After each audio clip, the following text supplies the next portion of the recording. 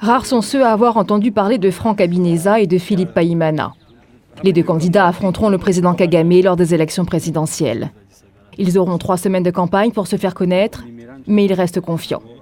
Je n'ai aucune alliance avec le régime en place et le fait qu'ils ont osé m'accepter, c'est-à-dire qu'ils s'apprêtent à m'écouter, à laisser qu'il y ait la discussion entre un citoyen et les citoyens.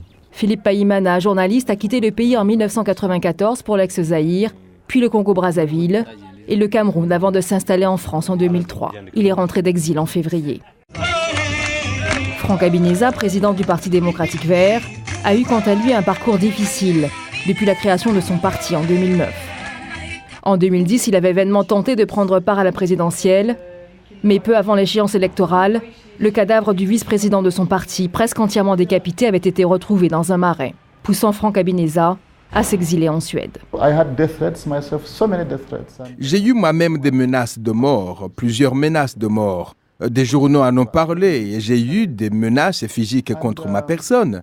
Et après la mort de mon vice-président, la situation était difficile à tel point que j'ai quitté le pays et je me suis exilé en Suède pendant 2 ans.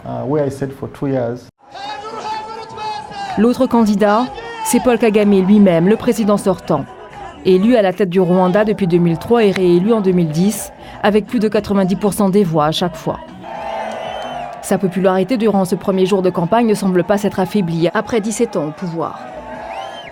Je suis venu vous demander si vous êtes encore sur la voie qui a conduit au référendum et à ses résultats obtenus avec les partis politiques alliés. Est-ce que c'est toujours le cas? S'il en est encore ainsi, vous comprenez que l'élection est terminée. Crédité d'avoir ramené la stabilité dans le pays après le génocide de 1994 et d'avoir relevé l'économie, son régime est toutefois régulièrement accusé de ne laisser aucune place à l'opposition et de bâillonner la liberté d'expression. L'issue de ces élections semble connue d'avance, et s'il est réélu, selon la constitution rwandaise, il pourra se représenter une nouvelle fois pour rester au pouvoir jusqu'à 2034.